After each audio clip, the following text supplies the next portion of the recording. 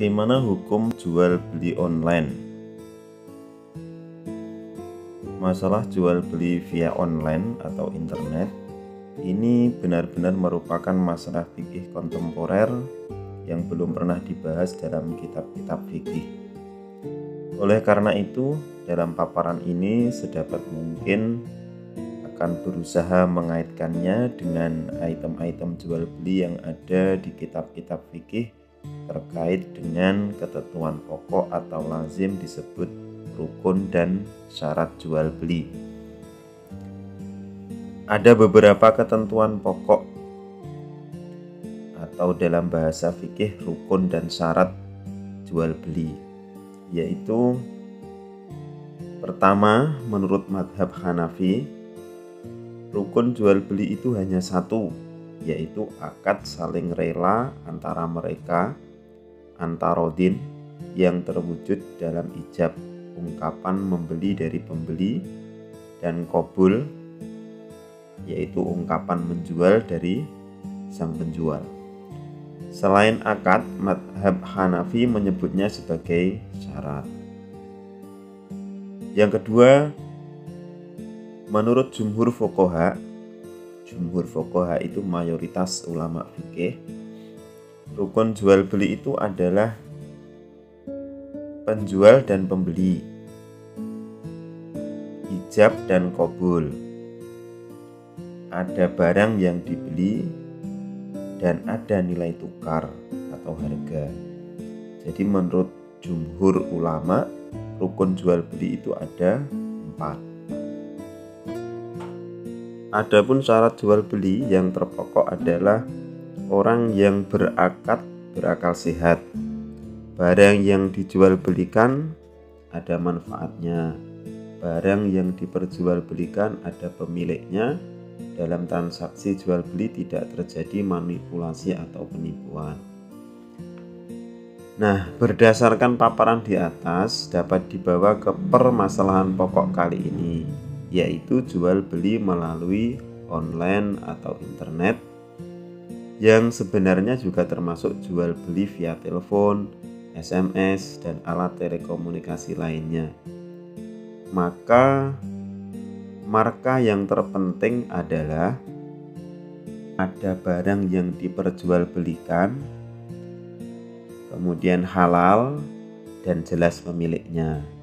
Sebagaimana hadis Nabi yang maknanya tidak sah jual beli kecuali sesuatu yang dimiliki seseorang. Hadis riwayat At-Tirmidzi dan Abu Dawud. Ada harga wajar yang disepakati kedua belah pihak, yaitu antara penjual dan pembeli. Tidak ada unsur manipulasi atau penipuan dalam transaksi. Prosedur transaksinya benar, diketahui, dan saling rela antara kedua belah pihak. Sebagaimana makna firman Allah, kecuali dengan jalan perniagaan yang berlaku secara saling rela di antara kamu. Quran Surat An-Nisa ayat 29. Jika 4 marka tersebut terpenuhi, maka sebenarnya jual beli dengan cara apapun tidak ada masalah, tetap sah dan diperbolehkan. Apalagi jika suatu jenis transaksi itu sudah menjadi kebiasaan. Walau menurut orang lain aneh, maka secara fikih tetap sah dan boleh. Dapat diambil contoh, di desa sudah biasa orang yang ke warung itu mengambil dan makan jajan sesuai kemauannya. Baru kemudian ketika akan membayar, si pembeli memberitahu pemilik warung bahwa dia mengambil ini, itu dengan jumlah sekian.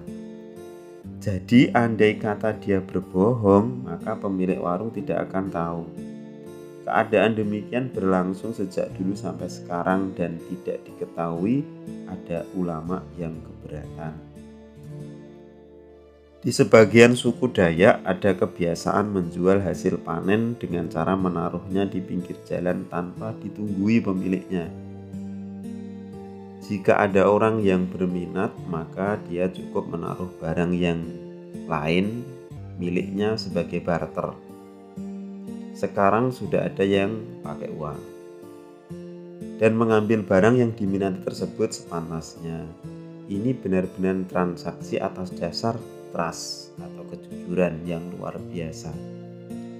Sampai sekarang juga belum diketahui ada ulama yang keberatan dengan model transaksi demikian ini. Dalam perspektif usul fikih, sepanjang hal-hal itu terkait dengan muamalah ijtimaiyah atau transaksi sosial kemasyarakatan, maka dapat disandarkan pada kaidah-kaidah berikut. Al-adah muhakkamah, tepatnya al-urf muhkam. Sebab urf itu mesti kebiasaan yang baik, sedang adah itu bisa berupa kebiasaan yang baik, tapi bisa pula kebiasaan yang buruk. Yakni kebiasaan yang baik itu dapat dijadikan dasar pertimbangan untuk menetapkan hukum. Al-aslu fil asya al-ibahah hatta yadullat dalilu alat tahrim. Pada dasarnya segala sesuatu itu hukumnya boleh sepanjang tidak ada dalil yang mengharamkannya. Berpijak dari landasan kaidah fikih tersebut, maka jual beli lewat online atau internet itu diperbolehkan dan sah, kecuali jika secara kasuistis terjadi penyimpangan, manipulasi, penipuan, dan sejenisnya. Maka secara kasuistis, jadi kasus-kasus tertentu, hukumnya diterapkan yaitu haram jika demikian itu. Tetapi kasus tertentu menurut saya tidak dapat dijadikan atau untuk mengeneralisasi sesuatu yang secara normal positif, boleh dan halal. Oleh karena itu, jika ada masalah terkait ketidaksesuaian barang antara yang ditawarkan dan dibayar dengan yang diterima, maka berlaku hukum transaksi pada umumnya, bagaimana kesepakatan yang telah terjadi. Inilah salah satu faktor yang dapat menjadi penyebab batalnya transaksi jual beli dan dapat menjadi salah satu penyebab haramnya jual beli, baik online atau bukan, karena adanya atau telah terjadi manipulasi atau penipuan. Wallahu a'lam bishawab.